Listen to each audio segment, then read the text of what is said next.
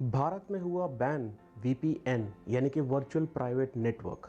Home affairs committee ने government of India से बोला है कि हमें भारत के अंदर सारे वीपीएन बैन कर देने चाहिए। क्या होता है ये वीपीएन और इसके होने ना होने से क्या फ़र्क पड़ेगा हमारी रोज़मर्रा की ज़िंदगी पर?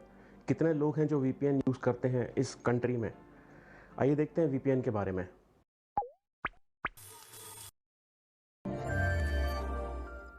इंटरनेट आज के ज़माने में बहुत कॉमन है। हमारे पास इंटरनेट यानी कि जो इंटरनेट का नेटवर्क है वो हर जगह है। हमारे मोबाइल फ़ोन में इंटरनेट है, हम अपने घर में इंटरनेट लगवाते हैं, हम अपना लैपटॉप इंटरनेट से चलाते हैं, अपना टीवी इंटरनेट से चलाते हैं, हम अपने ऑफिस जाते हैं तो वहाँ पर भी एक नेटवर्क होता है, वहाँ भी इंटरनेट होता है। तो जब इंटरनेट किसी एक जगह होता है वहाँ पर एक नेटवर्क बनता है। आपका पर्सनल नेटवर्क होता है आपके घर पर, जहाँ पर आप इंटरनेट लगवाते हैं। इसी तरह से जब आप ऑफिस में काम करते हैं, ऑफिस में जो इंटरनेट चलता है वो आपके ऑफिस का नेटवर्क होता है। तो ये जो नेटवर्क है ये डिफाइंड होते हैं कि आपका घर का नेटवर्क है, ऑफिस का नेटवर्क है, या किसी पर्टिकुलर किसी जगह का नेटवर्क है, या किसी आदमी के मोबाइल फ़ोन का नेटवर्क है। और इस हर एक नेटवर्क का एक एड्रेस होता है जिसको हम लोग बोलते हैं आईपी एड्रेस यानी कि इंटरनेट प्रोटोकॉल एड्रेस। तो आप देखिए हर इंटरनेट प्रोटोकॉल एड्रेस को आप डिफाइन कर सकते हैं अलग अलग कैटेगरीज में कि ये जो आईपी एड्रेस है ये मेरे घर का है, ये जो आईपी एड्रेस है ये मेरे ऑफिस का है, ये जो आईपी एड्रेस आ रहा है ये मेरे मोबाइल के थ्रू आ रहा है। तो हर इंटरनेट का एक नेटवर्क है और उस नेटवर्क का एक आईपी एड्रेस है। तो सिंपल सी भाषा में जैसे हमारे घर का एक एड्रेस होता है, हमारे घर पे जो फ़ोन होता है उस फ़ोन का जो नंबर है उससे पता चलता है कि ये फ़ोन इस एड्रेस पर है। इसी तरह से इंटरनेट जो आपके घर पे लगता है, जो नेटवर्क बनता है, उसका भी एक एड्रेस होता है जिसको हम लोग आईपी एड्रेस कहते हैं यानी कि इंटरनेट प्रोटोकॉल एड्रेस, जिससे पता चलता है कि इस नेटवर्क पे जो ये काम हुआ है वो किस नेटवर्क से हुआ है, वो इस नेटवर्क से हुआ है, ये आईपी एड्रेस है। और वो उसका आईपी एड्रेस कहाँ पर है तो वो आपके घर का एड्रेस दिखा देगा, या फिर जहाँ का नेटवर्क होगा वहाँ का एड्रेस दिखा देगा। अब अगर आप चाहें कि आपका आईपी एड्रेस किसी को पता ना चले या किसी को ये पता ना चले कि आप जो इंटरनेट एक्सेस कर रहे हैं वो कहाँ से कर रहे हैं, तो उसके लिए आप यूज़ करते हैं वीपीएन यानी कि वर्चुअल प्राइवेट नेटवर्क। मैं आपको बहुत ही सिंपल एक एग्जांपल देता हूँ जिससे आपको समझ में आ जाएगा।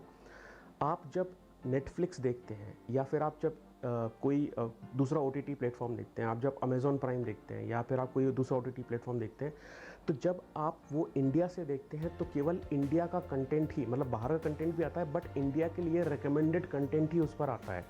आप अगर कोई एक मूवी देखना चाहें तो वो मूवी हो सकता है इंडिया में अवेलेबल ना हो बट वो यूएस में अवेलेबल हो।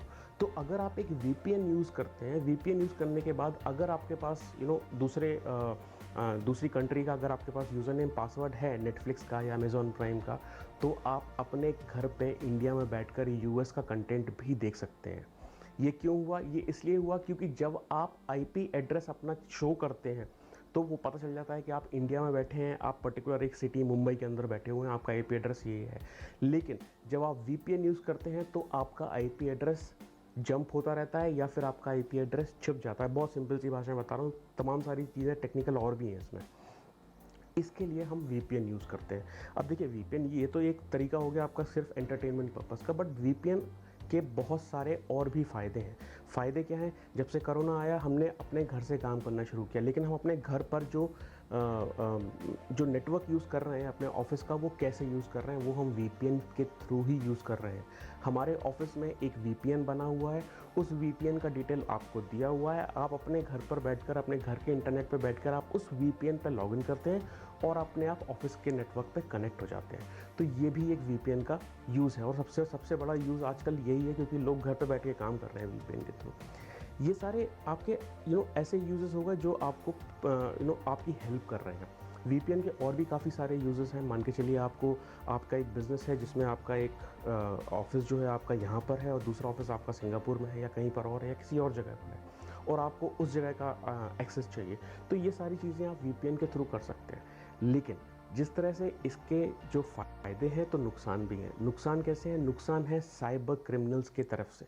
साइबर क्रिमिनल्स जो हैं, जो साइबर थेफ्ट होते हैं, वो भी वीपीएन के थ्रू ही होते हैं क्योंकि हम पता नहीं कर पाते कि हमारे अकाउंट से पैसे किसने निकाल लिए या हमारे अकाउंट को किसने हैक कर लिया या हमारे लैपटॉप को, हमारे सर्वर को किसने हैक कर लिया, क्योंकि ये सारे काम भी वीपीएन के थ्रू ही होते हैं। और ये सबसे बड़ा रीज़न है कि गवर्नमेंट ऑफ इंडिया वीपीएन को बैन करने के लिए सोच रही है। तो बेसिकली वीपीएन करता क्या है? वीपीएन आपके जो आईपी एड्रेस है उसके ऊपर एक मास्क लगा देता है, जिसको हम टेक्निकल भाषा में बोलते हैं मास्किंग। तो वो आईपी एड्रेस को मास्क लगा देता है, जिससे कि आपका आईपी एड्रेस दिखता नहीं है और पता नहीं चलता है कि आप किस नेटवर्क के थ्रू काम कर रहे हैं। जो साइबर क्रिमिनल्स हैं वो लोग क्या करते हैं, वो लोग किसी पब्लिक नेटवर्क पर जाते हैं, किसी भी पब्लिक किसी साइबर कैफ़े में चले जाते हैं या किसी ऐसी जगह चले जाते हैं जहाँ पर वाईफाई फ्री है, इंटरनेट फ्री है, और वहाँ पर वो वीपीएन का यूज़ करते हैं ये क्राइम्स करने के लिए, साइबर क्राइम्स करने के लिए।